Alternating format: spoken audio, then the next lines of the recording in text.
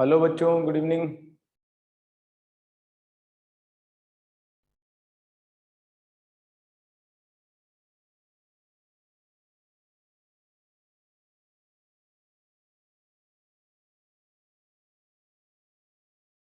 Hello, can you hear me?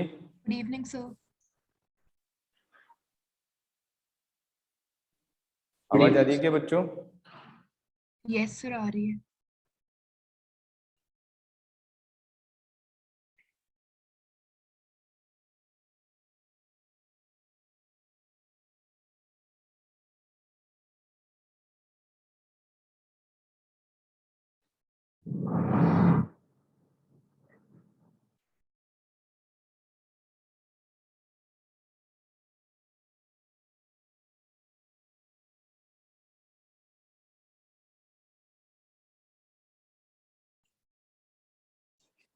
आवाज आ रही है क्या तन्मय? यस सर, आ रही है.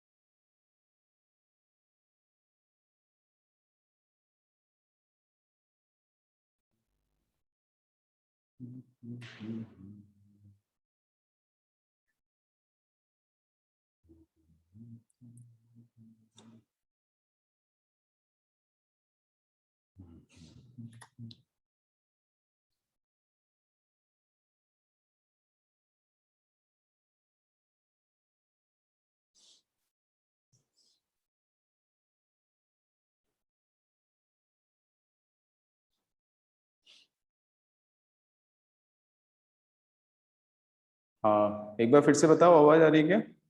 Yes, sir, आ रही है. यस सर, आ रही है. मेरे पास आवाज क्यों नहीं आ रही तुम लोग की?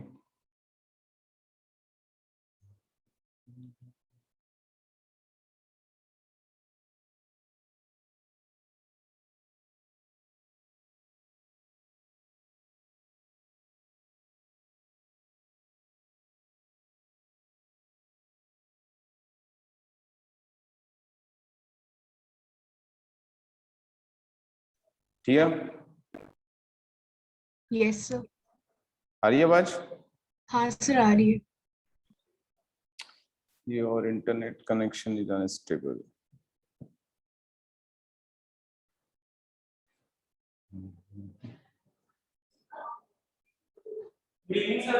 Good evening, good evening.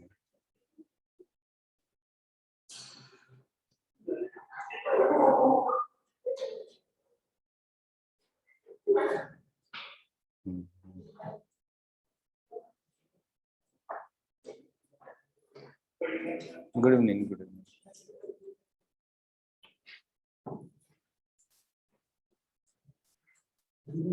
Good evening.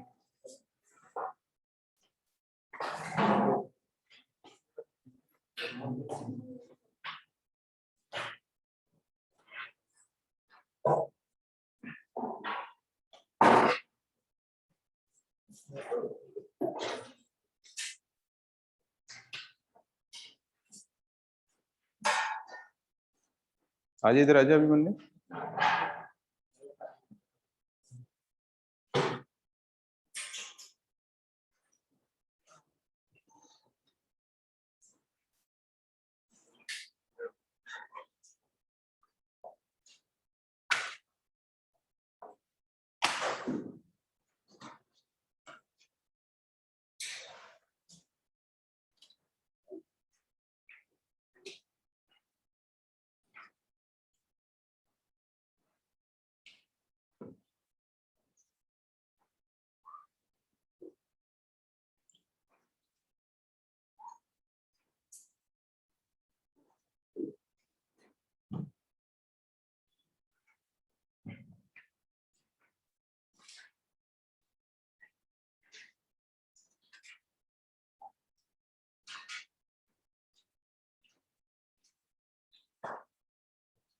Okay, start करें। 5 शीट में से प्रॉब्लम्स लेते हैं।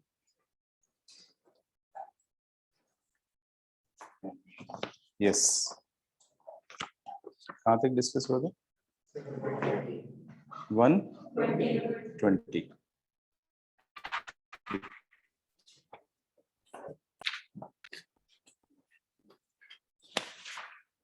Yes, after 120.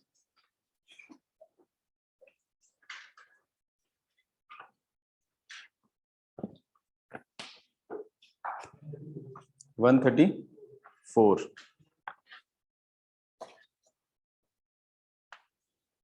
बिफोर 134 है किसी का?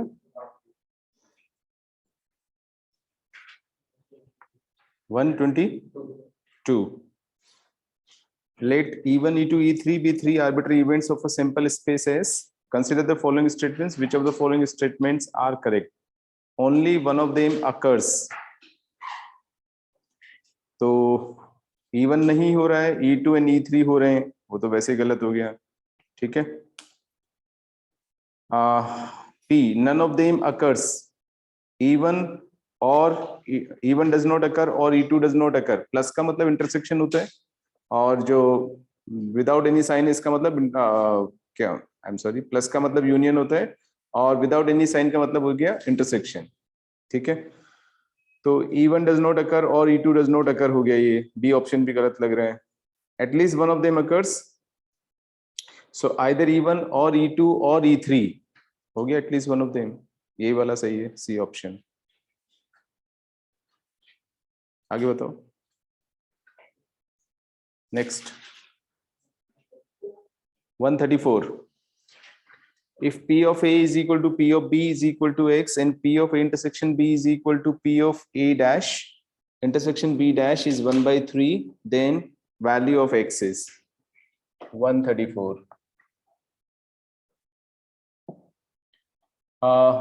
P of A is equal to P of B is equal to X and P of A intersection B is equal to P of A dash intersection B dash is 1 by 3. Then X का value मुझे निकालना है. ठीक है. किसी ने किया है? Sir Yes. सर इसमें सर हम सबसे पहले P of A intersection A prime intersection B prime को सर हम ऐसे लिख सकते हैं A यूनियन B का प्राइम पूरा, उसको हम 1 minus probability of A union B. एक मिनट, यही ना? Yes sir. सर इसको 1 माइनस, हाँ सर, और सर इसको इक्वेट कर देंगे probability of A intersection B से. हाँ, तो ऑफ तो कोर्स सर- इसको हम P of A plus P of B minus P of A intersection B भी लिख सकते हैं, है ना? Yes sir. और this is also equal to P of intersection B. अच्छा, P of intersection B already given है, अभी क्या बचा इसमें? तो प्रॉब्लम भी खत्म हो गया. P of इंटरसेक्शन B का वैल्यू गिवन है 1 by 3. P of A P of B का वैल्यू X है, इसमें डाल दो, problem is over. Next 139. 139. 138. Let A and B be two events such that P of A union B dash is 1 by 6. 138. P of A union B का dash is 1 by 6. P of A intersection B is 1 by 4. And P of A dash is 1 by 4. ठीक है. Intersection B 1 by 4 है, A dash 1 by 4 है, P of A union B का dash is 1 by 6 है, where A dash is this, the events A and B are independent, etc. etc. ठीक है. क्या हुआ बताओ, कौन बता रहे? Anyone? किसी से भी नहीं हुआ? Sir, हो गया. सर हो गया. हाँ टिया बोल. Sir, P of A union B dash को लिख सकते हैं 1 minus P of A union B. So P of A dash को हाँ सर सिंप्लीफाई कर लेंगे तो हाँ, तो yes यहाँ सर से उसे भी लिख P सकते of A आ जाएगा 3 by 4. तो P of B निकाल लेंगे. यहाँ से P of B निकल जाएगा, क्योंकि P of A plus P of B minus P of intersection B, यहाँ से डाल देंगे वैल्यू, P of B आ गया, P of A आ गया, P of B आ गया. अब P of intersection B is equal to P of A into P of B हो गया, तो इंडिपेंडेंट हो जाएगा. क्या आ रहा है P of A and P of Yes, they're independent. Independent आ रहे हैं. ठीक है. Next 139. after 139. Let S be a set containing n elements and we select two subsets A and B of S at random. Then the probability that A union B is equal to S and A intersection B is equal to phi is 139. S is a set of containing n elements. So A1, A2 up to AN. We select two subsets A and B of S at random. Then the probability that A or B are the subset of S. A union B is equal to S होना चाहिए and A intersection B is equal to phi. ठीक है. इस बात का मुझे probability निकालना है. ओके है. किसी ने कुछ किया है? हाँ बोल.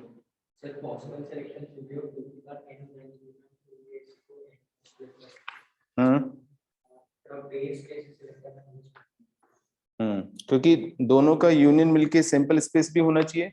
इसका मतलब अगर ए में कोई भी एलिमेंट नहीं है तो बी में सारे एलिमेंट्स आ गए. ठीक है.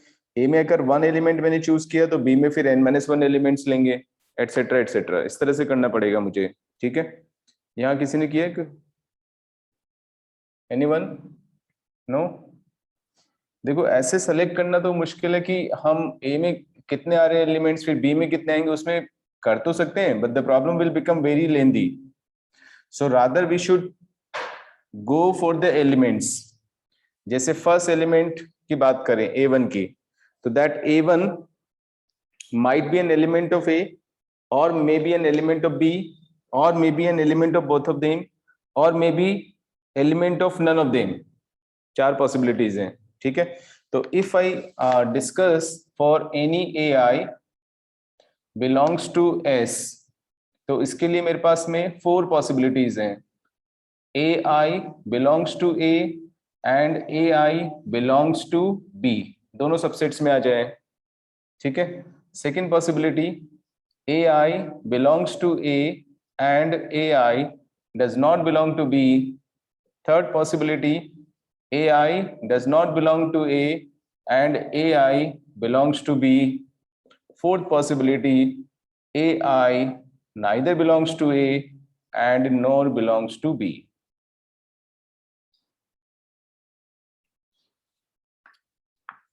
ठीक है.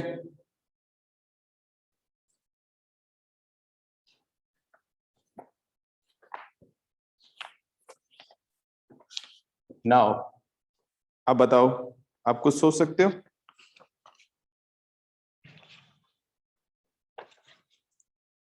एनीवन?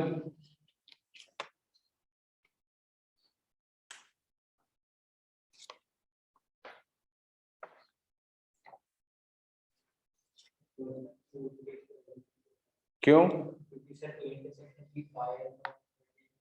नहीं? एलिमिनेट नहीं होगा, वो फेवरेबल हो गया. हाँ तो of course A intersection B का वैल्यू नल सेट आना चाहिए. मतलब दोनों में कोई भी कॉमन एलिमेंट नहीं होना चाहिए. ठीक है. तो क्या हो जाएगा एंड ए यूनियन बी का वैल्यू एस आना चाहिए. इसका मतलब सारे एलिमेंट्स अपने को यूज करने हैं. ठीक है. सो क्या क्या हमें हटाना है? फर्स्ट मतलब total number of ways of choosing one element is 4. Any element as 4 but the favourable number of ways will be 2. ये दोनों हैं क्या फेवरेबल? क्योंकि ये हमारी इस कंडीशन को सेटिस्फाई नहीं कर रहा है और ये वाला इस कंडीशन को सेटिस्फाई नहीं करेगा. तो दोनों कंडीशंस को फुलफिल करने वाले ओनली 2 केसेस आर देयर. ठीक है. Out of the 4 cases. So first element की अगर हम बात करें तो 2/4 उसका हो गया प्रोबेबिलिटी चूज करने का. सेकेंड एलिमेंट के लिए भी 2/4 and so on 2/4 n times. That is 1/2 raised to the power n. Check करो. ठीक है.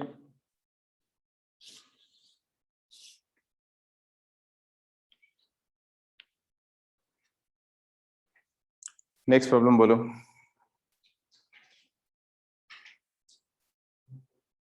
145. सर 142 में ऑप्शन सी नहीं आया. 142. If E and F are independent events such that this E and F are independent events. कौन सा वाला नहीं आया? Option C. सी. अच्छा, इंडिपेंडेंट है तो इंटरसेक्शन का वैल्यू उनका प्रोडक्ट हो जाएगा P of E given F plus P of E dash given F dash is equal to 1. है क्या? ये आंसर में है क्या? हाँ? सॉल्व होता है अब. ठीक है, तो P of E intersection F divided by P of F हुआ plus P of E dash intersection F dash divided by P of F dash हो गया. ठीक है, इंडिपेंडेंट इवेंट्स हैं तो P of E into P of F आएगा divided by P of F हो गया प्लस जब E और F इंडिपेंडेंट होते हैं तो E dash and F dash भी इंडिपेंडेंट होते हैं. Therefore P of E dash into P of F dash आएगा divided by P of F dash. ये और ये कैंसिल करो, ये और ये कैंसिल करो, 1. Next problem. Sir 145. 145. If two events A and B are such that P of A complement P of B, P of A intersection B complement, then P of B given A union B complement. 145. P of A मुझे given है 0.7, P of B is 0.4, P of A intersection B dash is 0.5, which can be written as P of A minus P of A intersection B is 0.5. ठीक है, आगे पूछ रहे हैं P of B given A union B complement. ये मुझे निकालना है. That is P of B intersection A union B complement divided by P of A union B complement. इसका वैल्यू मुझे निकालना है. ठीक है, एनीवन? हाँ बोल.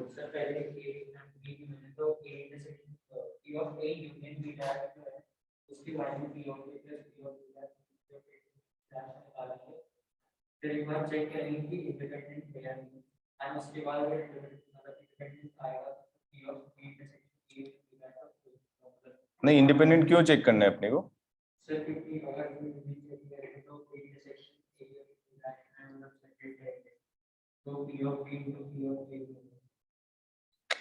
तो कोई जरूरी है कि इंडिपेंडेंट हो? नहीं आ रहा है कि इंडिपेंडेंट? नहीं नहीं, इंडिपेंडेंट क्यों चेक करेंगे जबरदस्ती? आएगा तो अपने आप आ जाएगा, हमें क्या मतलब है उससे? और कोई? सर नहीं. सर मुझे बस एक स्टेप में डाउट था, बाकी हो गया था.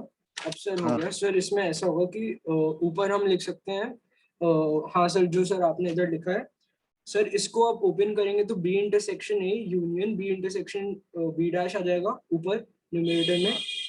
तो सर ऊपर probability of B intersection A बचेगा बस. और हाँ, मतलब वेन डायग्राम से भी देख सकते हो, ये ए है, ये बी है, और ये पूरा सैंपल स्पेस है.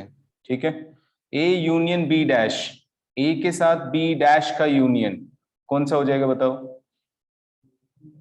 बी डैश पूरा, ये बी को हटा के पूरा हो गया. ठीक है, तो उसके साथ अगर मैं यूनियन लेता हूं तो क्या मिलेगा मुझे? ए के साथ ए, हाँ, ए यूनियन बी डैश, ए पूरा हो जाएगा. ठीक है, और ये बाहर वाला पूरा हो जाएगा. ठीक है, और फिर उसका इंटरसेक्शन लिया किसके साथ? बी के साथ. क्या होगा बताओ? A is this. ठीक है, union B dash, B dash का मतलब मैंने बी को निकाल दिया.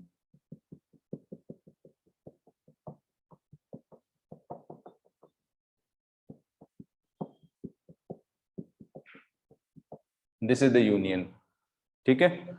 Dots as well as stripes दोनों मिला के यूनियन आ गया हमारा, ओके। अब उसमें उसमें बी के साथ मुझे इंटरसेक्शन लेना है इसका। हाँ, ए में से ए इंटरसेक्शन बी को माइनस कर देंगे, ठीक है। तो P A minus P of A intersection B which is 0.5 उधर गिवन है ऊपर, ये रहा, करेक्ट। सो न्यूमरेटर बन जाएगा मेरे पास में P of A minus P of A intersection B divided by A union B dash, P of A union B dash. ये कैसे निकालेंगे? सर इसमें इसको हम ऐसे लिख सकते हैं P of A plus P of B minus P of A intersection B dash. P of sir A, sorry P of A plus P of B dash, P of B dash, ऐसे। Yes sir, minus P of A intersection B dash. हाँ जी, कौन verify करेगा? हाँ of course, ये तो वैसे ही हो गया, ठीक है, वो तो सीधा यूनियन वाले फॉर्मूले से हो गया, P of A plus P of B minus P of दोनों का इंटरसेक्शन, ठीक है। अब ये वाला, हाँ आगे बता। सर अब जो डिनोमिनेटर है पी ऑफ ए मुझे गिवन है, पी ऑफ बी मुझे गिवन है, तो उससे पी ऑफ बी डैश आ ही जाएगा। यस ये वाला निकालने के लिए क्या करेंगे? सर, ये वाला भी गिवन है और ये वाला गिवन ही है अपने को। अब चेक करो आंसर क्या है, सर 1/3 आना चाहिए। देख लो फटाफट चेक करो। 0.5 आ गया, नीचे 0.7 आ गया, +1 माइनस 0.6 माइनस 0.5, देखो कितना आ रहा है।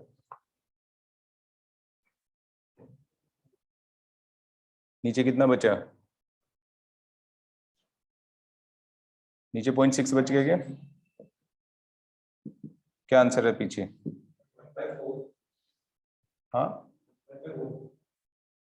कुछ कैलकुलेशन मिस्टेक हुई क्या अपने से? सर ऊपर सिर्फ पी ऑफ बी इंटरसेक्शन ही बचेगा ना न्यूमरेटर में। कौन सा वाला?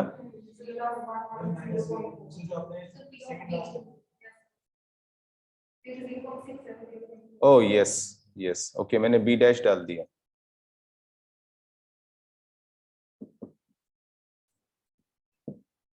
ऊपर ही चेंज कर दिया था, तो 0.5 डिवाइडेड बाय, अब कितना मिला?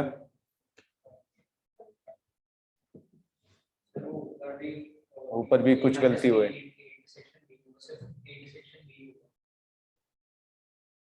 पी ऑफ बी के साथ ए यूनियन बी डैश, और बी के साथ, अच्छा ये वाला होगा, खाली इंटरसेक्शन है।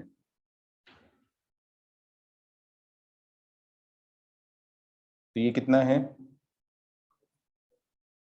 P of intersection B P A minus 0.5 है ना, 0.2।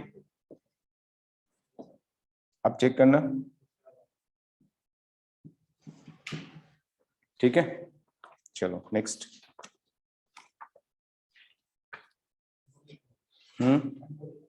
149, a coin is tossed 3 times in succession.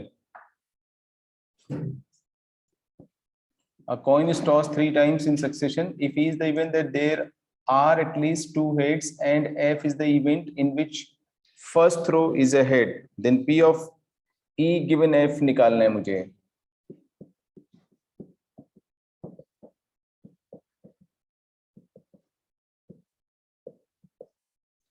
E क्या चीज है? 3 टाइम सक्सेशन में हमने थ्रो किया कॉइन को, that there are at least 2 heads, there are 2 heads, minimum 2 heads चाहिए, तो P of E हम निकाल सकते हैं मिनिमम 2 heads। 2 heads के लिए 3 केसेस हो जाएंगे, 3 heads के लिए एक और हो गया, टोटल 4 हो गया। हाँ हाँ, तो मैंने 2 के लिए पहले 3 बोला था, उसके बाद एक तीनों हेड आने के लिए 4 हो गया, 4/8, ठीक है। उसके बाद F is the event in which first throw is a head, first throw is a head, second और थर्ड थ्रो में क्या आता है उससे मतलब नहीं है हमें, ठीक है। तो फर्स्ट थ्रो हेड आने की प्रोबेबिलिटी बताओ, यानी 1/2 ही हो गया ना। फर्स्ट थ्रो हेड आना चाहिए तो 1/2, सेकंड और थर्ड कुछ भी आ जाए इंटू 1, सो 1/2 हो गया, ठीक है। नाउ अब ये निकालना है मुझे, ठीक है।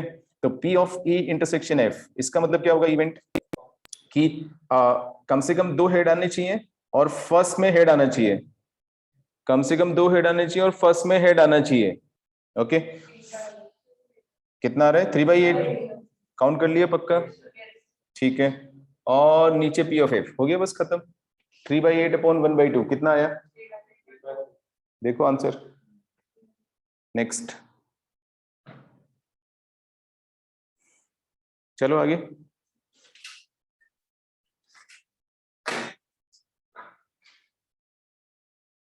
आगे प्रोसीड करो। सर 152।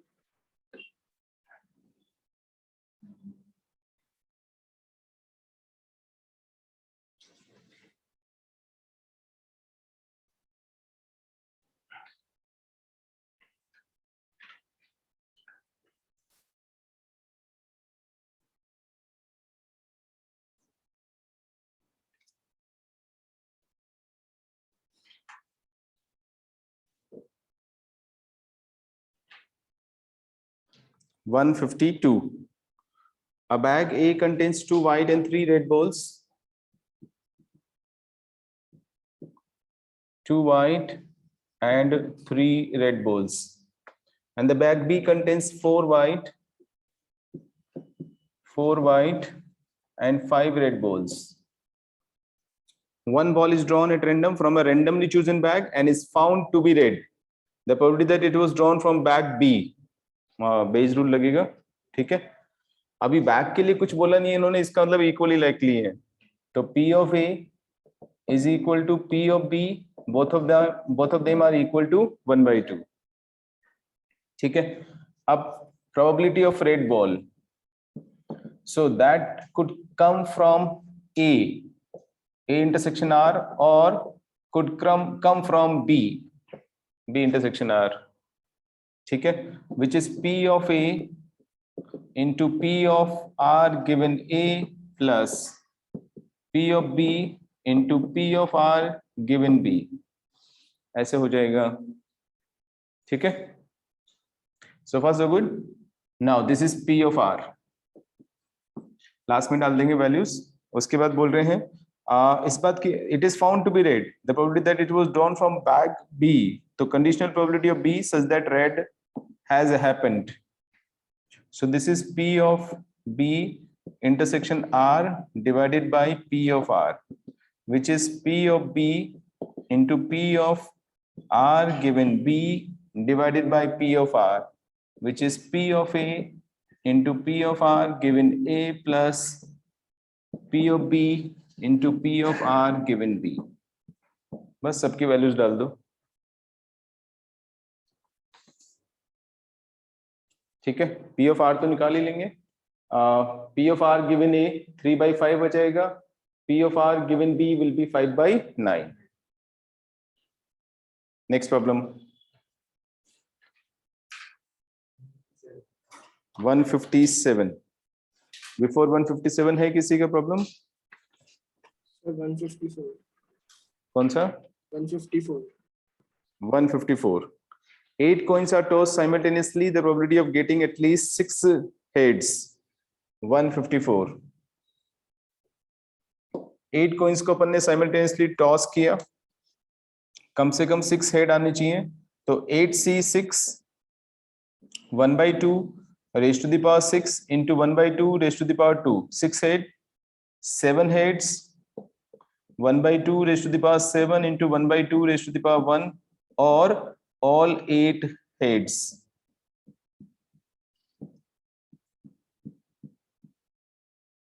बस हो गया, आगे समझ में। Next next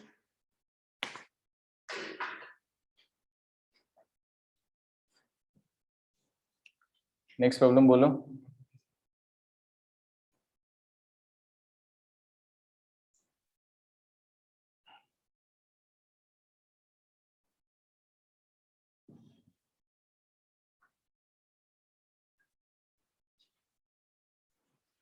157. A coin is tossed n times. If the probability that head occurs 6 times is equal to probability that head occurs 8 times, then n is equal to NC6 1 by 2 raised to the power 6 1 by 2 raised to the power n minus 6 is equal to probability that head occurs 8 times. NC8 1 by 2 raised to the power 8 1 by 2 raised to the power n minus 8. Simplify कर लो बस, n का value आ जाएगा. हो रहा है क्या या करूं solve? Next 158. If x denotes the number of sixes in 4 consecutive throws of a dice, then p of x is equal to 4. Random variable वाला क्वेश्चन हो गया एक तरह से. X denotes the number of sixes in 4 consecutive throws of a dice. ठीक है, तो 4 times number of sixes. ठीक है, तो 4 times 6 आने की क्या प्रोबेबिलिटी है, ये निकालना है अपने को. क्या हो जाएगा बताओ? ऑल 4 times 6 ही चाहिए, क्योंकि 4 consecutive throws of a dice, तो 6 आने की प्रोबेबिलिटी कितनी होती है? 1 by 6 इंटू तो क्या इशू है इसमें? क्या आंसर है? हाँ बोल. सर वो आंसर इशू ही बोल रहे हैं. आंसर डिफरेंट है. कितना आ रहा है?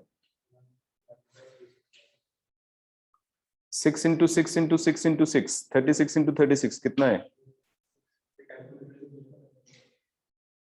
करना, चेक करना.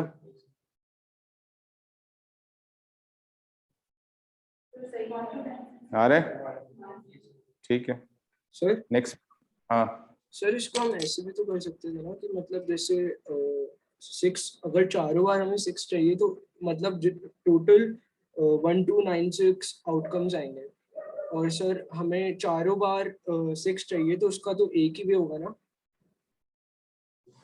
तो 1 by 1296. ये क्या हुआ, मैं समझा नहीं, वापस बोल. मतलब सर जैसे चारों बार मतलब हमने 4 बार उसको डाइस को थ्रो किया और चारों बार 6 आया, तो सर वो तो सिर्फ एक बार ही होगा ना 1296 आउटकम्स में से. 1 to 96 आउटकम्स होंगे ना sir total. 1 to 96 total outcomes. Yes अच्छा सर 6 to the power 4. तो अच्छा 6 इंटू 6 इंटू, हाँ 1 to 96 टोटल आउटकम्स हो गए. हाँ और सर चारों बार 6 ही है उसके, तो एक ही चांस है ना, इसलिए 1 by 1296. एक बार सोचने दे. चारों बार 6 चाहिए अपने को. हाँ सही है, कर सकते हैं. Okay sir. हाँ आगे बताओ. 159. A dice tossed thrice. If getting a 4 is considered a success, then the mean and variance of the probability distribution of the number of successes are 159. 159. Dice is tossed thrice. N का value 3 हो गया. If getting a 4 is considered a success, तो probability of success कितना हुआ? 1 by 6, क्योंकि 4 आना चाहिए. ठीक है, obviously Q failure का हो जाएगा 5 by 6. Then the mean and variance of the probability distribution of the number of successes. Say number of successes are 0, 1, 2 or 3. Binomial distribution है, तो P of x will be equal to 3C naught 1 by 6 raised to the power 0, 5 by 6 raised to the power 3. 1 के लिए आ जाएगा 3C1 1 by 6 raised to the power 1 into 5 by 6 raised to the power 2. 2 के लिए आएगा 3C2 1 by 6 raised to the power 2 into 5 by 6 raised to the power 1. And 3 के लिए 3C3 1 by 6 raised to the power 3 5 by 6 raised to the power 0. ये हमारा probability distribution हो गया. ठीक है, तो मीन जब बाइनोमियल डिस्ट्रीब्यूशन होता है तो उसके लिए मीन होता है n इंटू पी। मीन का मतलब this into this plus this into this plus this into this plus this into this divided by this which is 1। ठीक है, तो मीन बाइनोमियल डिस्ट्रीब्यूशन के लिए मीन का वैल्यू होगा np और वेरिएंस का वैल्यू होता है सिग्मा स्क्वायर इज npq। तो even without writing this we can definitely write the value of mean and variance। Next वाला बोलो। डन, 160 हो गया क्या? पक्का? ठीक है, नेक्स्ट क्लास तक इसको खत्म कर लेना। ओके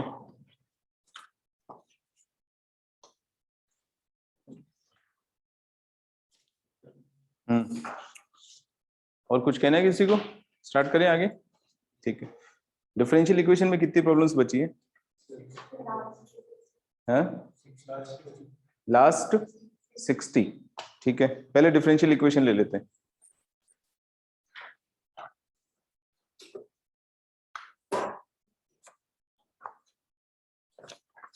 क्विकली खत्म करो उसको,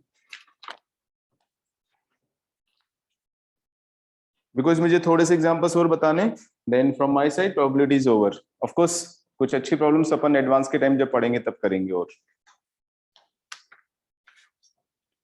और फिर हमारे को मिलेगा 1 month October vectors in 3D। एक महीने में हो जाएगा दोनों chapters, vectors in 3D। The syllabus would be over.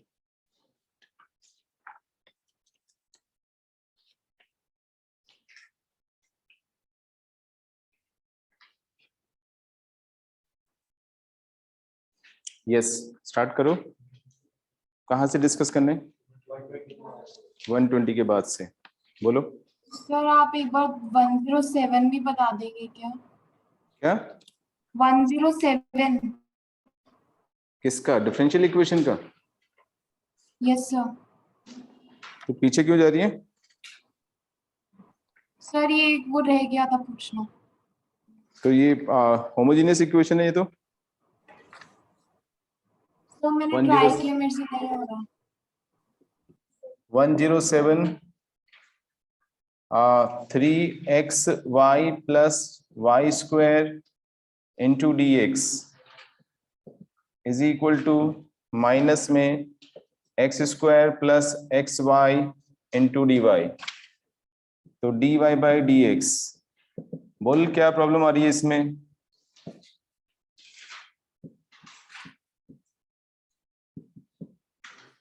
कैसे किया तूने सॉल्व? क्लास में जाके आंसर नहीं निकलता। अरे यार, आंसर चेक करने के लिए तो बहुत ही आसान तरीका है नहीं, उसको डिफरेंशिएट करके चेक कर ले। अगर ये वापस नहीं आ रहा है इसका मतलब रॉन्ग है आंसर तेरा, और वापस आ रहा है तो वो सही है, फिर पीछे वाला आंसर कुछ रॉन्ग है। Okay sir. अभी तू मुझे ये बता कैसे किया इसको, प्रॉब्लम को solve? So y is equals to vx लेके। हाँ, फिर आगे क्या प्रॉब्लम आ रही है? इंटीग्रेशन में प्रॉब्लम आ रही है क्या? हाँ सर, आगे जाके 2-3 बार किया, पता नहीं क्या मिस्टेक हो रही है, आंसर आ ही नहीं रहा। तो अब वो तो फिर चेक करना पड़ेगा ना मुझे, तू क्या मिस्टेक कर रही है। मैं तो अपने तरीके से बता दूंगा, उससे थोड़ी तुझे कोई फायदा होगा। Okay sir. तेरा मिस्टेक कैसे निकलेगा ये बता मुझे पहले।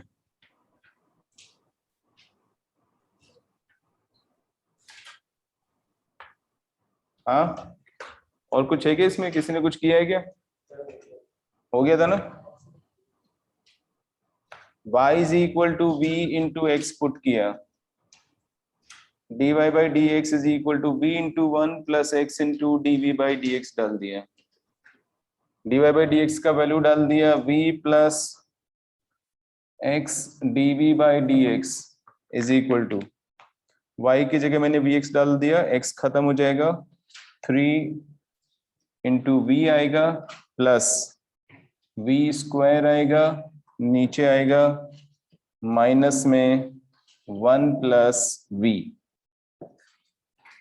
which is x into dv by dx is equal to 3v plus v square with a negative sign here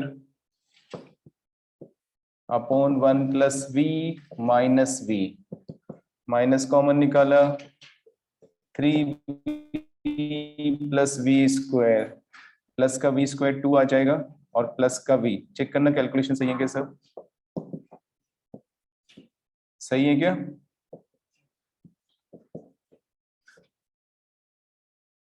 so dv के साथ आएगा 1 plus v divided by 2v common v plus 2 is equal to minus का dx by x. अब check कर, यहां तक सही आ रहा है तेरा? नहीं? Yes sir. अरे ये सब यहाँ वो तक सही है क्या? सब वो नेगेटिव की गलती हो रही थी इस चक्कर तो में। गलती करेगी तो मैथ्स नहीं होता है फिर। और इतना सा तो चेक करना आना ही चाहिए ना। तू कह रही मैंने 2-3 बार चेक कर लिया उसके बाद भी नेगेटिव की गलती नहीं मिली, फिर कैसे मैथ्स सीखेंगे अपन? गलती होते ही समझ लो कि हमें मैथ्स नहीं समझ में आ रहा है बिल्कुल भी, और चेक करने के बाद भी गलती पकड़ में नहीं आ रही तो फिर कैसे कर सकते हैं बता problem?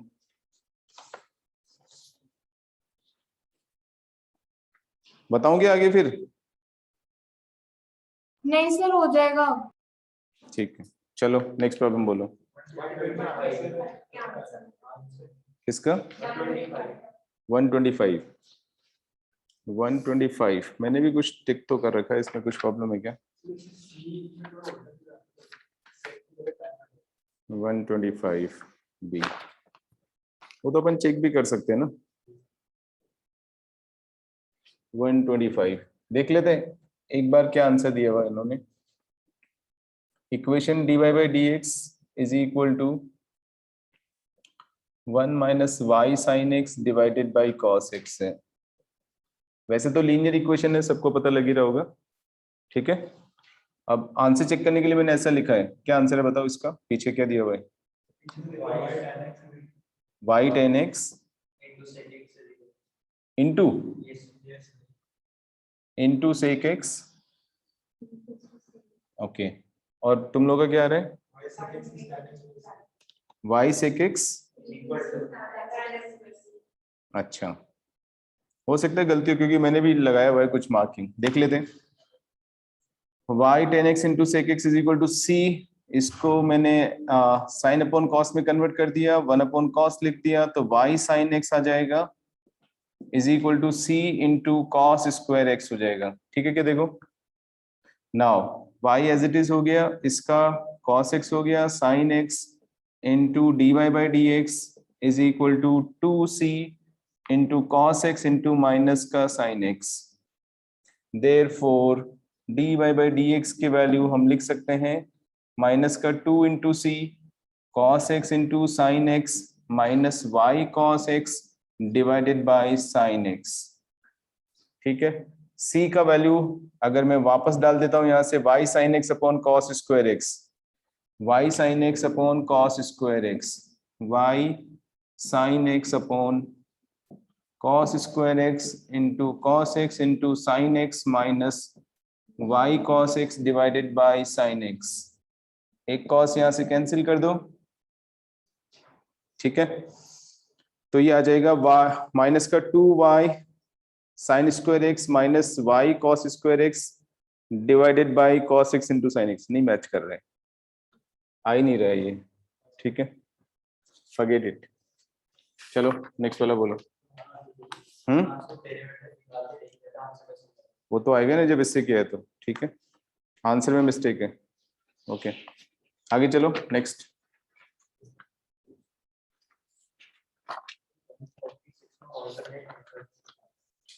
One 146 the slope of the tangent at x comma y to a curve passing through a point 2 comma 1 is this, then the equation of the curve is dy by dx का value x square plus y square upon 2xy है। एक तो homogeneous equation हो गया, ठीक है, उससे तो हो गया होगा ना lengthy, y is equal to bx में लेंदी हो जाता है, हैं? अगर एग्जैक्ट डिफरेंशियल्स बन रहे हैं तो ठीक है, नहीं तो फिर कोई पॉसिबिलिटी नहीं है, उसी से करना पड़ेगा। बन रहे एग्जैक्ट डिफरेंशियल्स, हाँ बन गए, फिर क्या प्रॉब्लम है? अरे एग्जैक्ट डिफरेंशियल अलग मेथड हो गया और वो होमोजेनियस अलग हो गया ना, तो दो मेथड तो हो गए। आगे next problem 147. A function y is equal to fx as a second order derivative if its graph passes through the point 2, 1 and at that point the tangent to the graph is this, then the function is 147. Double derivative is equal to 6 into x minus 1 है, ठीक है। तो dy integrate किया तो dy by dx का value आ जाएगा 6 into x minus 1 का whole square divided by 2 plus c, ठीक है। ये वाला c निकालने के लिए है ना, इसको c1 बोल देता हूं। इसके लिए मुझे कंडीशन दिया हुआ है if its graph passes through the point 2, 1, ये लास्ट में लगाएंगे 2, 1 से through the point 2, 1 and at that point, इस पॉइंट के ऊपर the tangent to the graph is y equal to 3x minus 1। तो टेंजेंट का जो स्लोप होता है वो dy by dx के इक्वल होता है।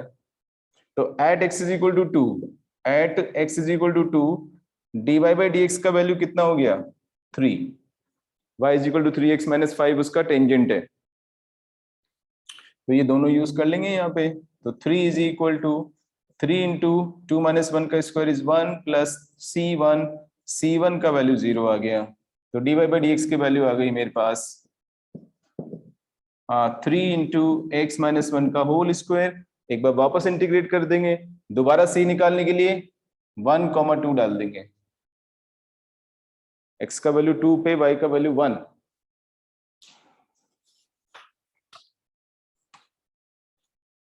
क्या हुआ? अरे भाई फिर से इंटीग्रेट करेगा तो एक नया कांस्टेंट नहीं आएगा क्या? तो फिर कर्व इससे पास नहीं हो रहा क्या? तो फिर क्या प्रॉब्लम है तुझे? नेक्स्ट वाला बोलो। सर 158। हाँ 158। 154 अभी देखता हूँ। 154 से पहले कौन सा है तन्मय? सर 158 सर मेरे पास में। अच्छा 154 में क्या हुआ? बोल। The order of the differential equation, तो ऑर्डर उतना ही होगा जितना उसका आर्बिट्री कांस्टेंट्स होंगे। 5 आर्बिट्री कांस्टेंट दिख रहे हैं तुझे? हाँ वो तो सबको दिख रहा है, तो वही तो तुझे चेंज करना है देखने का तरीका। जो सबको दिख रहा है वही तो नहीं दिखना चाहिए। वो क्वेश्चन बनाया इसीलिए। y is equal to c1 into e raised to the power 2x into e raised to the power c2 plus c3 into e raised to the power x plus c4 into sine of x plus c5। इस तरह से problem है। तो this ये दोनों मिलके एक single constant हो गया।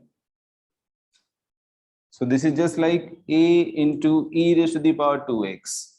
अब एक ये हो गया, एक ये हो गया, क्योंकि एडजस्ट नहीं होगा, फिर एक ये हो गया, फिर एक ये हो गया 4। Next 158. The differential equation of the family of parabolas with focus at the origin and the x-axis as axis। ये तो कर चुके ना यार ऐसी प्रॉब्लम। फोकस ओरिजिन पे है और एक्स एक्सिस है उसका।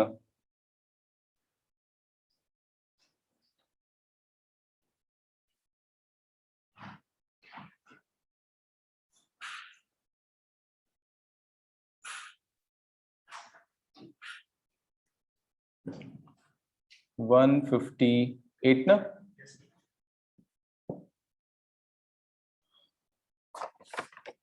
Differential equation of the family of parabolas with focus at the origin and x-axis as the axis। यानी ये फोकस है पैराबोला का, तो ऐसा कुछ बनेगा। ठीक है, उल्टा भी बन सकता है, डायरेक्शन ऐसा भी हो सकता है, दैट डजंट मैटर, है ना। बोलो कैसे करेंगे, कोई बताएगा?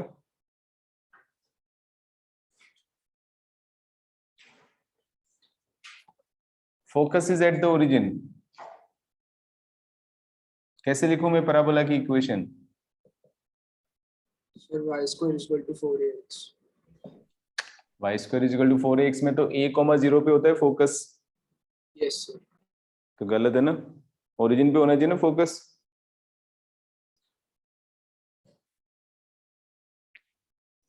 Y square is equal to 4x में ऐसा होता है, ये वाला फोकस यहाँ होता है, वर्टेक्स होता है ओरिजिन।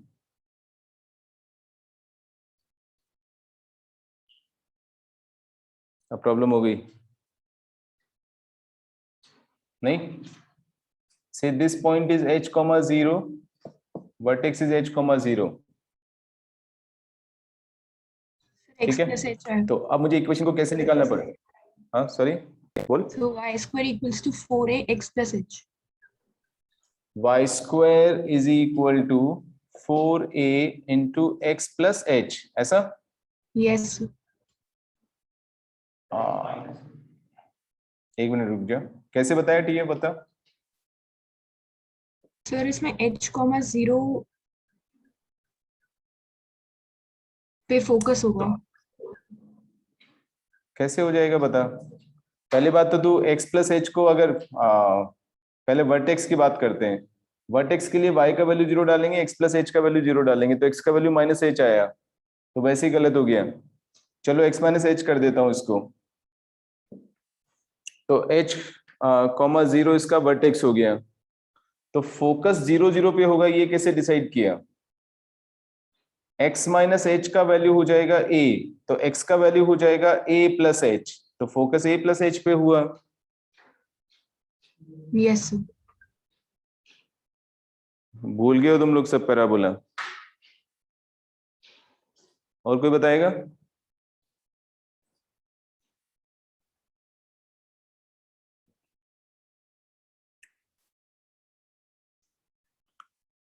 नाउ लेट अस सी डायरेक्ट्रिक्स।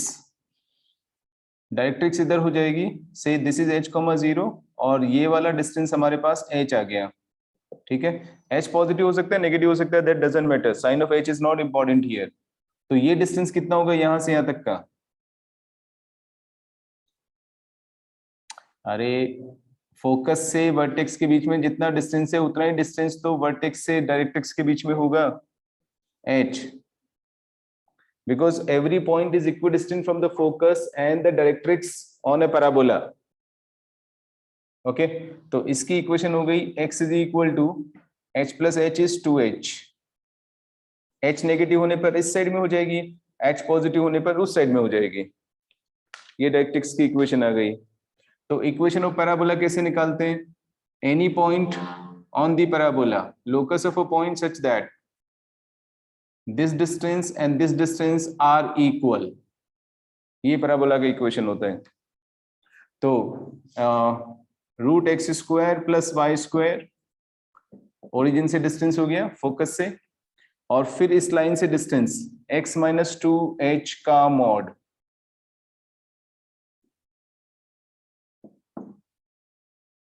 स्क्वायर करेंगे दोनों साइड में, x square plus y square, x square plus 4h square minus का 4x इंटू एच आएगा, ये और ये कैंसिल करो, y square is equal to minus का 4h कॉमन निकालो, x माइनस h हो गया।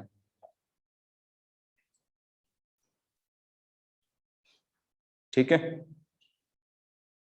अब इसको सपोज मैं वेरीफाई करना चाह रहा हूं कि फोकस 1,0,0 पे है या नहीं है, तो ऐसे भी कर सकते हो।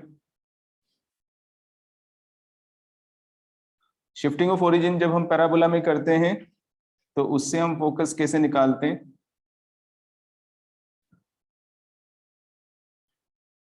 Parabola y square is equal to 4ax जब हम लेते हैं, इसका वर्टेक्स 0 0 होता है और इसका फोकस होता है a,0, that means small x का वैल्यू a, स्मॉल y का वैल्यू 0, ये होता है। सपोज मैंने शिफ्टिंग ऑफ ओरिजिन किया तो y square is equal to 4a into x minus h कर दिया, ठीक है, इसको कैपिटल एक्स बोल दिया, तो y square is equal to 4a into capital x, इसका वर्टेक्स हो जाएगा capital x is 0, capital y is 0, capital y and small y are same, तो कैपिटल एक्स स्मॉल एक्स का वैल्यू आ गया h, स्मॉल y का value 0, ये इसका वर्टेक्स आ गया। इसका फोकस कितना आ जाएगा?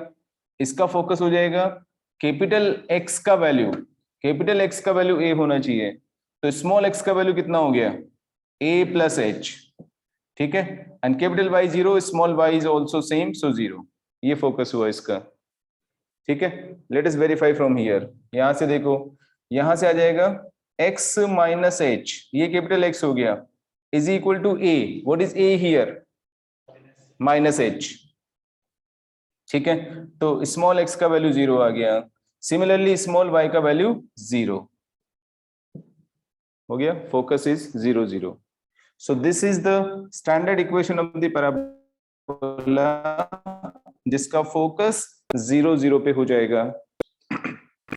h पॉजिटिव होने पर, h पॉजिटिव होने पर पैराबोला ऐसे उल्टा बनेगा, h नेगेटिव होने पर पैराबोला ऐसे बनेगा जैसे मैंने दिखाया हुआ है। तो h is an arbitrary constant.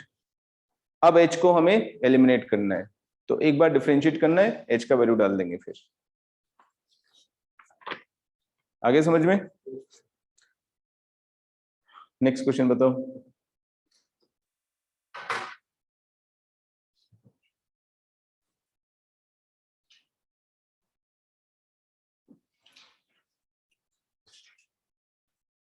Next question,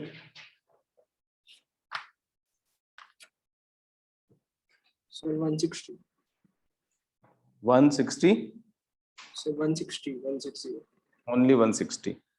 The solution of the differential equation is, क्या कुछ स्टैंडर्ड इक्वेशन नहीं बन रहा क्या ये? सर मेरा आंसर नहीं आ रहा, मतलब मेरा सॉल्व भी नहीं हुआ एक समय पे आ रहा। ये मुझे तो ऐसा लग रहा है कि वेरिएबल सेपरेबल ही है। यस सर, उसी से करने की कोशिश करी थी। अरे आंसर चेक करना तो आसान काम है यार, तन में तू भी ऐसी बातें पूछ रहा है। dy बाई dx निकाल के देख ले। Yes sir. डिफरेंशियल इक्वेशन में आंसर चेक करना कौन सा डिफिकल्ट है? इंटीग्रेशन में और डिफरेंशियल इक्वेशन में। आगे बता, आ रहा है क्या आंसर तुम लोग का? 160 आ रहा है सबका। नेक्स्ट बताओ।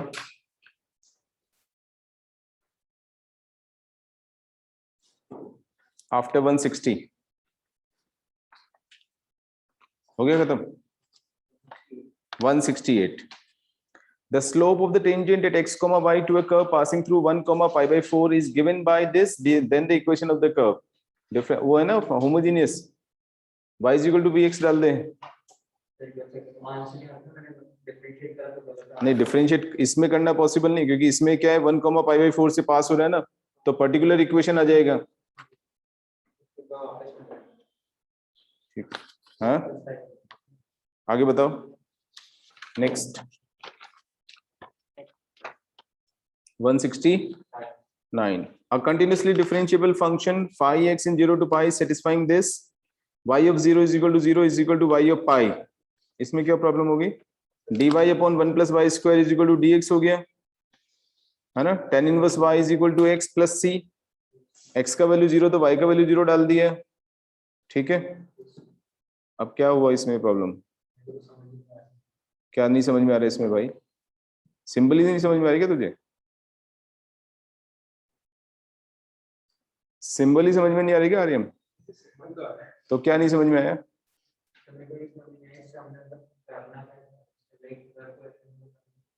अरे वो इसलिए देख रहे हैं कि भाई 0 पे x का वैल्यू 0 पे y का वैल्यू 0, x का वैल्यू पाई पे y का वैल्यू 0, दोनों को चेक करना है कि वो सही है या नहीं है। हो सकता है अगर दोनों सेटिस्फाई नहीं हो रहे तो फिर नॉट पॉसिबल लिख देंगे, तो इसलिए होगा ना नॉट पॉसिबल आंसर। तो बस 0 पे 0 डाला, पहले तो x का वैल्यू 0 डालने पे y का वैल्यू 0 डालो, उससे कांस्टेंट आ गया, वो कांस्टेंट डाल दिया। अब वापस चेक करो, x का वैल्यू पाई डालने पे y का वैल्यू 0 आ रहा है या नहीं आ रहा है?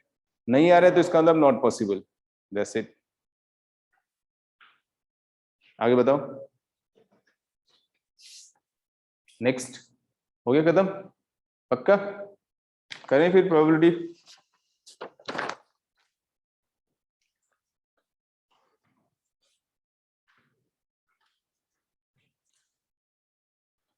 छोटा सा चीज और बचा है प्रोबेबिलिटी में, that is known as geometrical probability.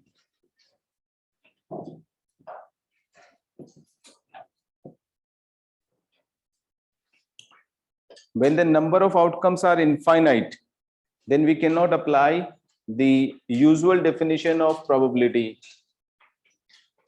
तो उस केस में हम ज्योमेट्रिकल प्रोबेबिलिटी यूज करेंगे. जैसे सपोज कोई प्रॉब्लम ऐसा आ गया कि एक गिवन एरिया है, उसमें से एक पर्टिकुलर एरिया फेवरेबल है, इस बात की क्या प्रोबेबिलिटी निकालेंगे. अब एरिया तो अभी ऐसे थोड़ी काउंट करेंगे कि कौन सा एरिया है, कितना एरिया, कौन कौन से आउटकम्स पॉसिबल हैं. तो what we do, favourable area divided by total area. ठीक है. सिमिलरली लाइन सेगमेंट के ऊपर भी ऐसा प्रॉब्लम आ सकता है. एक लाइन सेगमेंट अपने को दिया हुआ है, उसमें से favourable line segment divided by total length of the line segment. Similarly volume के लिए भी हो सकता है, favourable volume divided by total volume will be the probability of the given problem. ठीक है. जैसे कि एग्जांपल से इस कॉन्सेप्ट को एक्सप्लेन करता हूं. काफी इंपॉर्टेंट प्रॉब्लम्स बनती हैं ज्योमेट्रिकल प्रोबेबिलिटी में. फॉर एग्जांपल वो हमें रिकॉग्नाइज भी करना पड़ेगा कि कैसे हम उसका यूज कर पाएंगे. Let me choose an example. मिल गया. 2 points are taken at random on a given straight line AB of length A. ये लेंथ A का एक गिवन स्ट्रेट लाइन है. इसके ऊपर अपन ने 2 पॉइंट चूज किए, से P and Q. 2 points are taken at random on the given straight line AB of length A. Prove that the probability of their distance exceeding a given length C which is less than A. इनके बीच में जो distance है ये वाला, this should exceed C. Given distance exceeding a given length C, यानी PQ should be more than C. C is less than A. C is less than A. लिख देता हूं यहां पर.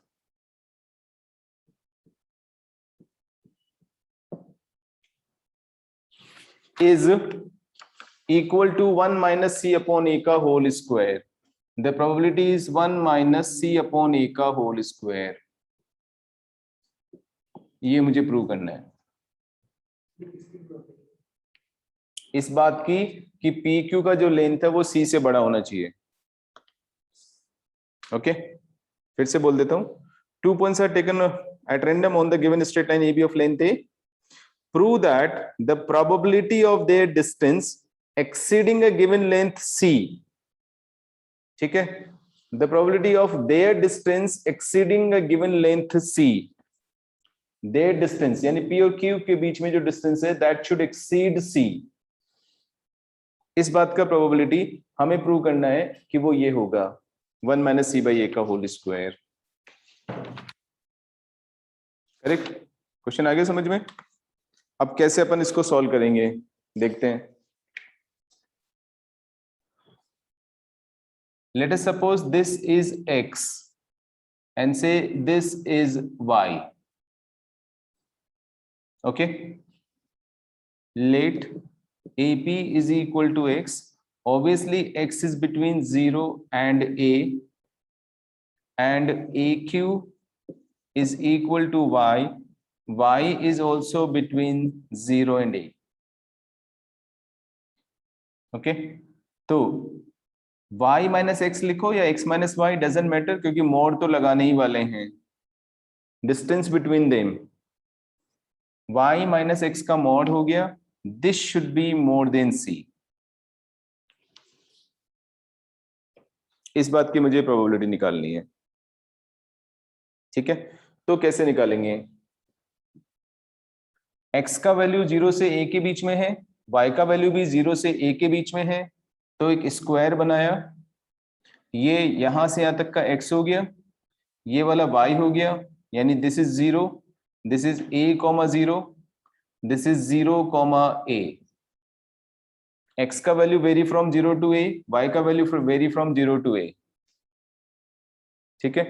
ये टोटल एरिया जो इसका होगा वो हमारा टोटल नंबर ऑफ वेज हो जाएंगे. एक तरह से denominator total area will be the sample space हो गया एक तरह से, और जो इस कंडीशन को सेटिस्फाई करेगा वो हमारा फेवरेबल एरिया या फेवरेबल रीजन हो जाएगा। ये हम कैसे पता करेंगे? This implies y minus x is more than c और y minus x is less than minus c।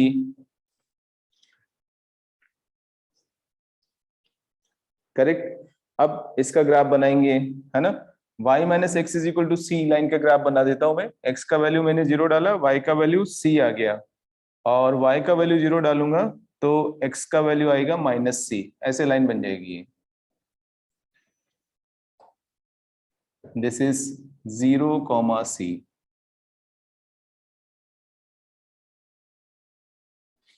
This is minus c, 0। c is positive. Correct. ये हो गया y minus x is equal to c का graph.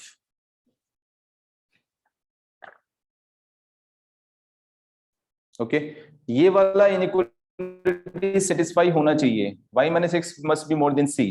तो linear inequalities इन two variables हम लोग जानते हैं कैसे ड्रॉ करते हैं। तो ये वाला पॉइंट डाल के देख लेते हैं सेटिस्फाई हो रहा है कि नहीं हो रहा है, या फिर ये वाला पॉइंट डाल के देख सकते हैं, आइदर दिस रीजन और दिस रीजन। तो 0, a डाला मैंने, a minus 0, a is more than c which is correct. So this region is favourable to us. ये वाला पॉइंट भी निकाल दो, ये वाला पॉइंट। ये वाला पॉइंट निकालने के लिए ये वाला लाइन का इक्वेशन है y is equal to a, y is equal to a डाल दिया, x का वैल्यू आ जाएगा a माइनस सी। तो a minus c comma a आएगा ये पॉइंट। सो फार सो गुड। ठीक है। अब एक लाइन ये वाली बनाएंगे, दूसरा line y minus x is equal to minus c. X का 0 डाला, y का वैल्यू हो गया माइनस सी, y को 0 डाला, x का वैल्यू हो गया c। ये वाली लाइन ऐसे बनेगी।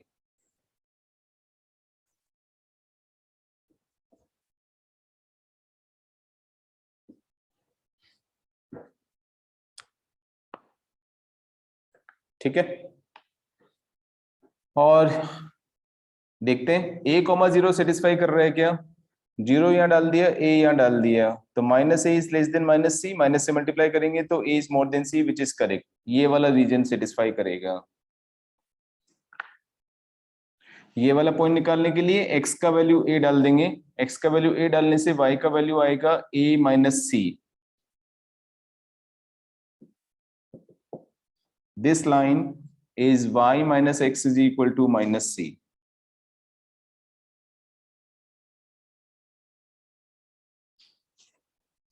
आगे समझ में? so far so good। this is the favorable region, this is the favorable region, तो total favorable region will be this plus this। दोनों का एरिया निकालेंगे, half base into height. So half base, base ले लेंगे, this is a minus सी और ये भी a minus c, तो a माइनस सी का स्क्वायर हो गया, plus this is a minus c, this is also a minus c, half a minus c का होल स्क्वायर। दोनों मिला के a माइनस सी का होल स्क्वायर, फेवरेबल रीजन आ गया। Favourable region divided by total area which is a square, which is 1 minus c by a का whole square। ये answer आ गया। That is how the geometrical probability is calculated।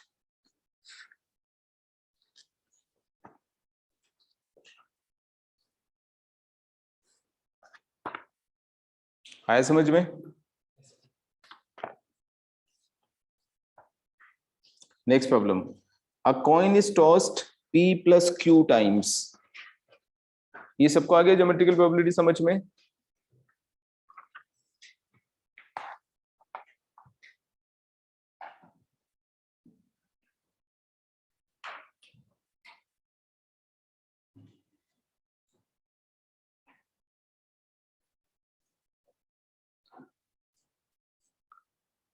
Next class से हम लोग vector start करेंगे। Vectors in 3D are also very very important chapters।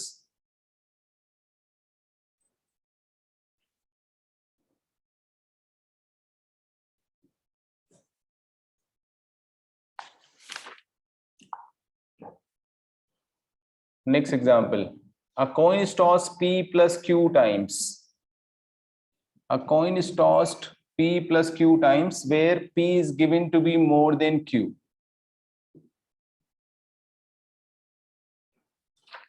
A coin is tossed P plus Q times. Show that the probability of at least P consecutive heads, at least P consecutive heads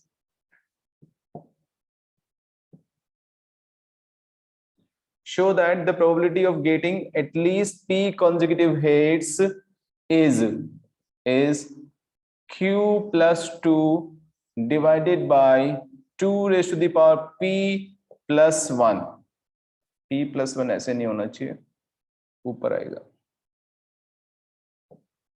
misprint हो रहा है इसमें. Q plus 2 upon 2 raised to power P plus 1, power में होगा P plus 1. Question समझ में आ गया?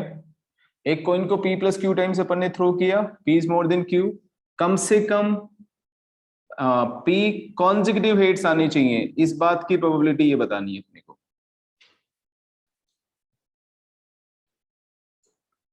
ठीक है,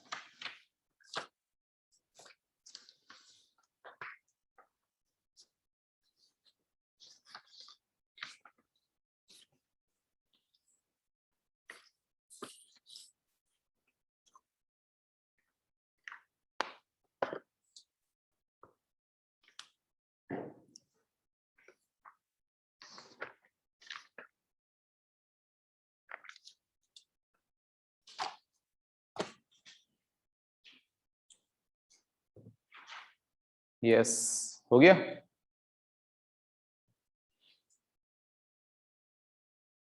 अभी देखो, इसके बाद मुझे कम से कम 3 प्रॉब्लम और लेनी है, इसलिए ज्यादा टाइम नहीं दे पाऊंगा.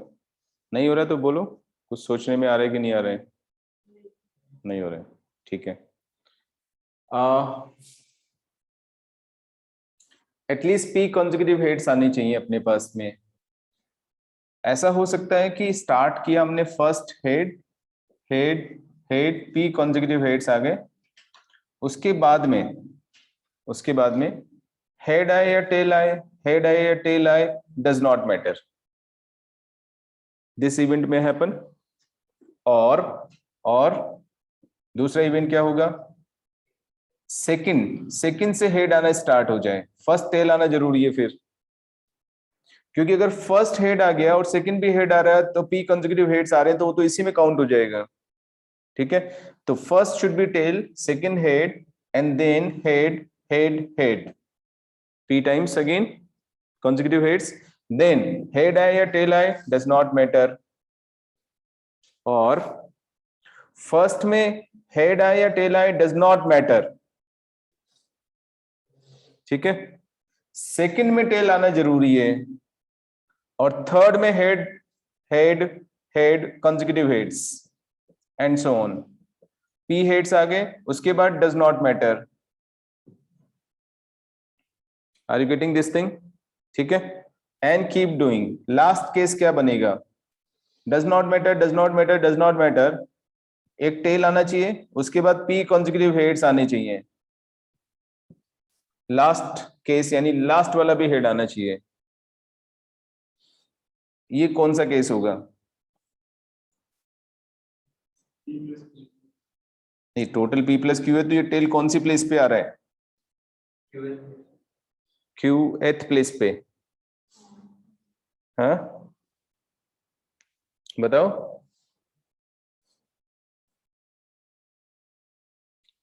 क्यूएथ प्लेस पे आएगा ना?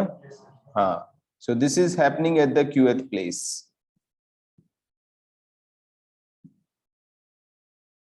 करेक्ट, हो गया खत्म। आइडिया अगर जैसे आ जाता है तो problem is almost over. 1/2 1/2 1/2 1/2 1/2 raise to the power p multiplied by 1 into 1 into 1 into 1 plus इसका 1/2 हो जाएगा, और फिर 1/2 raise to the power p इसका हो जाएगा। तो 1/2 into 1/2 raise to the power p into 1 into 1 into 1 into 1 plus, अब इसके लिए 1 आएगा फर्स्ट, क्योंकि हेड है या टेल है डज नॉट मैटर। तो this is 1 into 1/2 into 1/2 raise to the power p into 1 into 1 into 1। Keep doing this way. Last में इसके लिए 1/2, यहाँ पे 1 into 1 into 1 into 1, फिर 1/2 into 1/2 raise to the power p।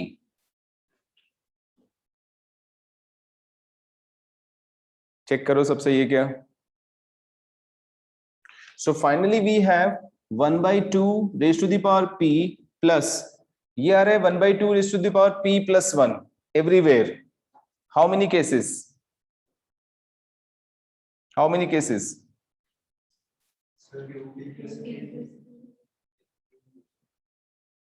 क्यों केसेस हो गए? पक्का?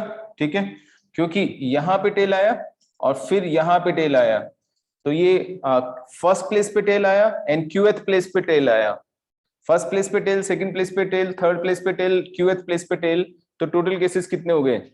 Q into 1/2 raise to the power p plus 1, that is 1/2 raise to the power p plus q upon 2 raise to the power p plus 1। देखो answer आ गया क्या?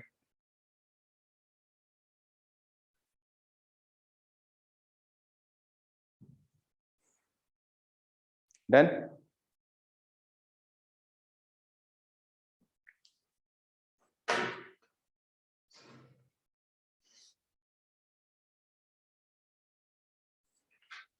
ठीक है, this was a good problem.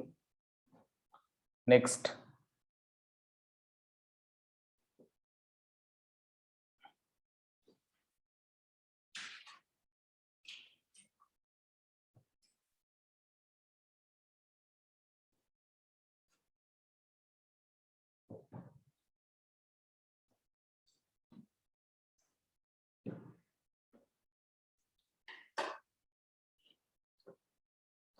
a lot containing 50 defective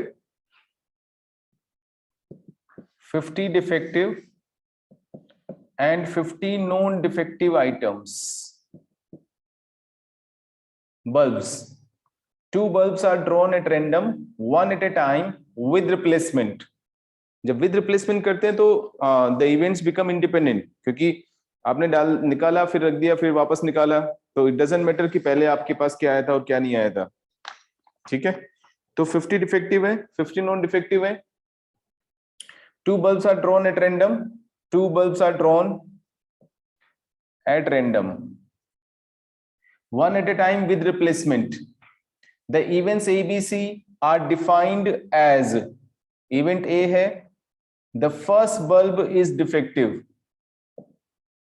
first is defective, ये event A हो गया।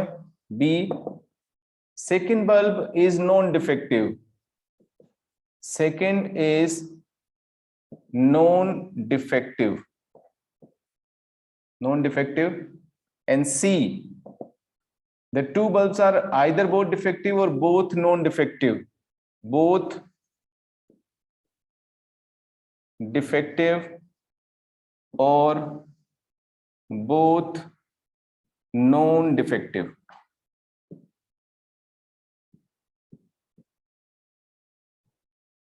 Determine whether A, B, C are pairwise independent. A, B, C are independent. Independency of the events देखना है, ये pairwise independent है या mutually independent है। दो बल्ब निकाल रहे हैं, 50 डिफेक्टिव है, 50 नॉन डिफेक्टिव है। दो बल्ब हम ड्रॉ कर रहे हैं। ए इवेंट है कि first is defective, B event है सेकंड इज डिफेक्टिव, सी दोनों डिफेक्टिव है या दोनों नॉन डिफेक्टिव है। तो हमें चेक करना है कि whether the events are independent और not. All three are independent और पेयरवाइज इंडिपेंडेंट।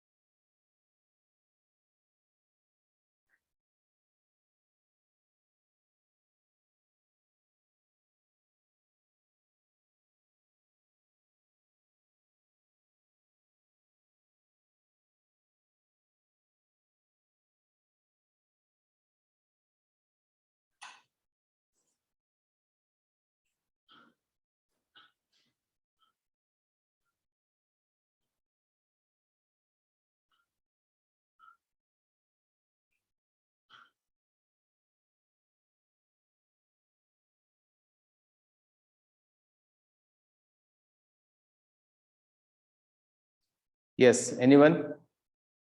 हुआ? चलो स्टार्ट करते हैं निकालना। प्रोबेबिलिटी ऑफ इवेंट ए, दो बल्ब्स अपन निकाल रहे हैं, फर्स्ट इज डिफेक्टिव, बोलो क्या होगा? हाँ, 50/100 यानी डिफेक्टिव हो गया।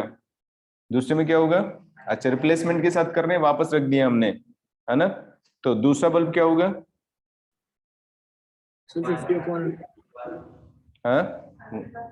100/100। इससे क्या मतलब है? दूसरा क्या निकल रहा है? हमारा पर्पस है फर्स्ट इज डिफेक्टिव, दूसरा वाला बल्ब क्या आ रहा है उससे कोई मतलब नहीं है हमें, डिफेक्टिव आ रहा है या नॉन डिफेक्टिव आ रहा है, वी डजंट केयर। ठीक है। P of B, P of B, हाँ बोल। वो बात की बात है, चलो देखते हैं। सेकेंड इज नॉन डिफेक्टिव, हाँ, फर्स्ट डिफेक्टिव हो या नहीं हो उससे कोई फर्क नहीं पड़ेगा, क्योंकि अगर डिफेक्टिव नॉन डिफेक्टिव आ भी गया तो वापस तो रख ही रहे, इससे क्या फर्क पड़ेगा हमको। ठीक है, तो सेकंड जो बल्ब निकालेंगे दिस इज नॉट अफेक्टेड कि फर्स्ट बल्ब कौन सा आ रहा था, सेकंड नॉन डिफेक्टिव आना चाहिए, यानी 50/100 हो गया, non defective from here. See, both defective और both non defective, either both defective यानी 50/100 into 50/100, अगेन सी नहीं लगाएंगे, रिप्लेसमेंट कर रहे हैं, और बोथ आर नॉन डिफेक्टिव, तो 50/100 into 50/100 नॉन डिफेक्टिव ये वाले लिए हैं, डिफेक्टिव में ये वाले लिए हैं। ठीक है, P of A intersection B निकालो। A इंटरसेक्शन B यानी first is defective, second is non defective. First is defective 50/100, second is non defective क्योंकि वापस रख दिया है हमने, तो वापस 50/100, second is non defective.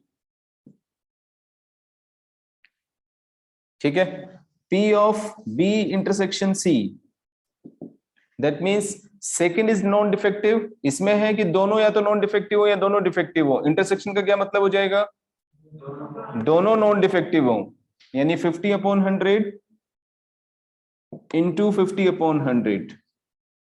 P of C intersection A will be, दोनों क्या हो जाएंगे, डिफेक्टिव, दोनों डिफेक्टिव, इसमें और इसमें इंटरसेक्शन दोनों defective, 50/100 into 50/100। And finally P of A intersection B intersection C, तीनों में कॉमन बोलो क्या है, यानी प्रोबेबिलिटी पूछ रहा हूं 0। बस अब चेक कर लो, पेयर वाइज इंडिपेंडेंट है ना, म्यूचुअली इंडिपेंडेंट तो आएगा भी नहीं क्योंकि 0 आ रहा है वो। आगे समझ में। लास्ट प्रॉब्लम ले लेते हैं आज के लिए, third example. In how many ways 3 girls and 9 boys can be seated in 2 vanes, each having numbered seats, 3 in the front and 4 at the back? 3 here, 4 here. 2 vanes हैं, 3 here, 4 here. How many seating arrangements are possible if 3 girls should sit together in a back row on adjacent seats? 3 girls हैं और 9 boys हैं, उनको हमें इन दोनों veins में arrange करना है, बिठाना है। How many seating arrangements are possible if 3 girls should sit together in a back row on adjacent seats? back row ये वाली है, ठीक है। Now if all the seating arrangements are equally likely, what is the probability of 3 girls sitting together in a back row on adjacent seats? यानी favourable number of veg हो जाएंगे जब तीनों गर्ल्स एक साथ बैठ रही हैं बैक रो में, ठीक है, and divided by total number of cases, that is what we have to find. 2 minutes।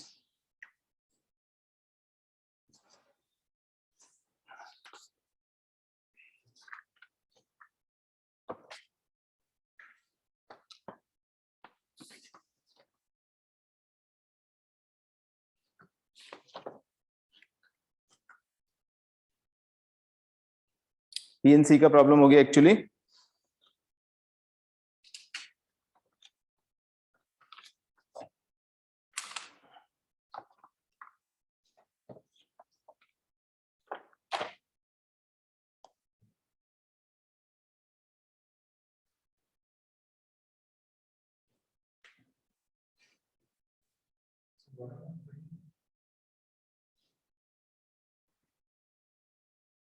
बता प्रोसीजर बता।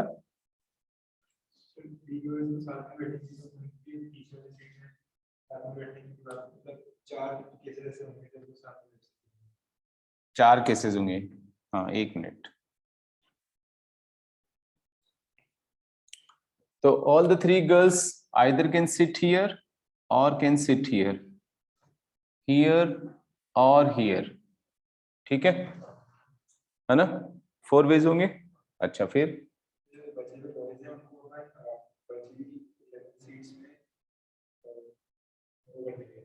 कहीं भी डाल सकते हैं, ठीक है। हाँ तो बता फेवरेबल वेज बता। 4 थोड़ी होंगे तो अरेंजमेंट करना ही नहीं है क्या? हाँ ये चार के पास कोड की बात लिखेंगे, मतलब इनमें से कोई भी पहले सिलेक्ट कर लेंगे चार में से, हाँ into 3 फैक्टोरियल हाँ और उसके बाद 11 बचे भी सीट्स पे अपन को 9 पॉइंट्स पर यूज करना है तो 11p9 हाँ फिर मैंने मल्टीप्लाई ठीक है 11p9 या 11c9 इंटू फैक्टोरियल 9 एक ही बात है, डिवाइडेड बाय ये तो आगे फेवरेबल वेज खत्म हो गया, ठीक है, और total number of ways will B 14p12 into 12 factor हाँ 14p12, टोटल 14 सीट्स हैं, उसमें से 12 हमें अरेंज करना है, ठीक है। इस सी से कंफ्यूजन होगा इसलिए मैं इसको 4 ही कर देता हूं बस।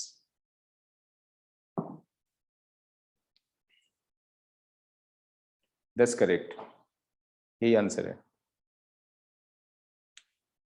ओके,